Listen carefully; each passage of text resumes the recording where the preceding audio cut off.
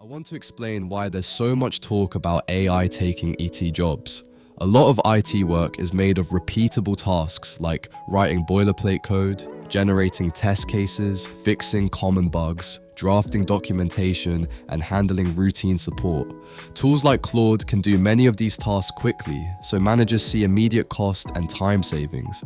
There's also a hype cycle where companies, influencers, and the media amplify extreme predictions because it benefits them. The reality is more nuanced.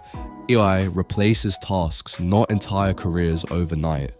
Most jobs are a bundle of activities including understanding business needs, making trade-offs, coordinating with people, verifying quality, and being accountable when things break. AI is strong at producing drafts and options, but humans are still needed for responsibility, context, and decision-making. Some roles will shrink while others grow, depending on task composition. Roles heavy on repetitive work like basic content, simple support, and boilerplate coding can get smaller. Roles involving ownership, domain knowledge, architecture, security, data governance, integration, product thinking, and client communication become more valuable.